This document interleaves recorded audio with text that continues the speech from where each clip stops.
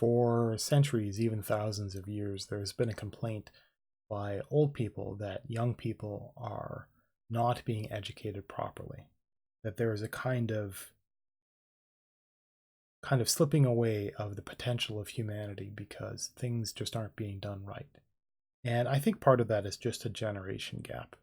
But these days, that same concern has kind of been out there, but it's very difficult for people to get a handle on because never before have we had a technological revolution as fast and as overwhelming as the one with computers and specifically online video.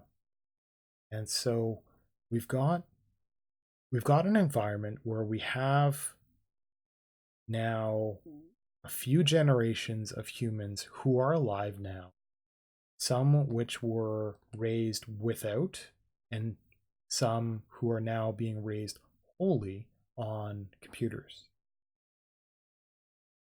And I can now see the argument that the older have that the young aren't getting a proper education.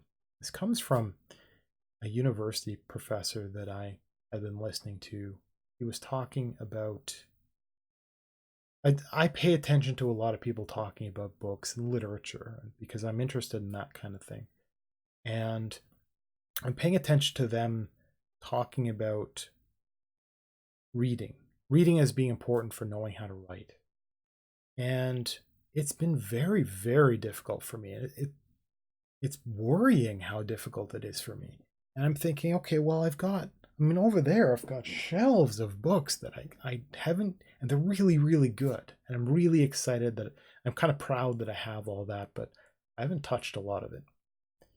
And I'm a really slow reader. And I know it's me, right? I know it's unusual, and I see out there they're like book clubs and there are people that are doing book reviews, and I know that other people are good readers. And I know that I have a disability for that. I know that I'm not good with reading. Right? We're all different. Okay. But I'm still doing something. Right? Even though I'm not reading every day, even though I'm not reading very much, and even though my comprehension isn't very good, and even though my memory is awful, I'm very good at some stuff. I'm very good at explaining what I do end up knowing. I'm very good at understanding somebody else and kind of interpreting things so that they'll understand it very specifically for their perspective. And I'm not absent of the qualities that would be attained by somebody who's a very literate person, let's say. And that's because I watch videos. And I think that I can make a good argument that unlike the complaint that television is rotting minds, I think video streaming, this is doing the opposite. That it is, I want to say it's almost replacing literature, but it's not eroding it. It's not eroding what's available in terms of really helping humanity ascend. So there's a complaint way back when about education being this terrible thing. It's just kind of not important anymore, and people are getting dumb because they're not exposed to the classics. And I respect that. But I think that there's something else that's there now. There's something else that's, I want to say it's supplementing it. Because I have noticed that I will feel bad about spending my time on entertainment. Like I'll listen to music and I love that, but I'll always be doing something else at the same time. I might be playing a video game, but I'll have a YouTube video going at the same time. And I will very frequently be torn away from the game to instead go and pay attention to the video. And I know that there are people like this for podcasts, and that's not a field that I've been interested in. I mean, because I never liked radio. I've never liked the idea of just an audio thing. Maybe I'm just kind of maybe I'm a little visual, even when there are videos that don't have important visual components. I find myself a little bit engaged by just having, even if it's just over there. So maybe I would get into podcasts, but they seem kind of fluffy compared to the constraints that videos have. Okay, I know that that's kind of hypocrisy, seeing as I'm making videos that are kind of fluffy because I'm talking on without having slides and without having a script and all this kind of stuff. But okay, hear me out. So instead of reading from my shelf, right, from row upon row, what do I have? 3 rows? Or 4 rows? I will watch YouTube videos for hours, and I will sit there and I've watched it might take me days, but I'll watch 11 hours of a lecture series and I'll love it. And I might only pick up on a few things an hour, but for me that's really good. But I'll understand. I won't it'll just be somewhere back there somewhere available with it will become a peer in the rest of the things that I know.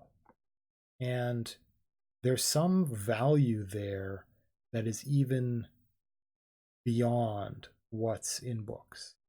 I can watch, and I might have to watch it several times if it's important to me to really understand it. I could watch a 10-minute video explaining what's in a book. And everything that went into a book might be the distillation of that generation and of all the influences for that person through the mind of somebody truly brilliant who is also a brilliant writer, which is different, and have that throughout the ages. I could have that book also go down another path, shaped, funneled through this new kind of medium, and also be summarized and curated by another brilliant person to make it even more concise and small and maybe make it appropriate for the generation. Or so I could, in a sense, take a lot of the value, maybe the best value, maybe the only value of a great piece of literature and pull it down into a video form. Maybe what I can do spending time watching videos online is be getting more, getting the main benefit out of all those great people, getting all that great value, getting more of it because it's in a more compact, more accessible form. Maybe I'm just not a very good reader, which is really funny for somebody. I'm very, very good in writing format explaining things. Maybe it's kind of funny that somebody who's not a very good reader is a really good listener. I think maybe for today's generation, it's almost as though videos have in the entertainment sense have replaced literature, and that maybe humanity, that we as individuals, the same kind of person who would just fall in love and live in libraries, that same kind of person is doing the exact same stuff, is going out and seeking high intellect in video form, seeking out tutorials, is seeking out stories, is seeking out their entertainment is education in video form. I think that humanity hasn't abandoned the idea of falling in love with education. I think humanity in some form might have abandoned some concept in books in some sense, but have just naturally grown attracted to something similar that is now being presented in a new form in videos.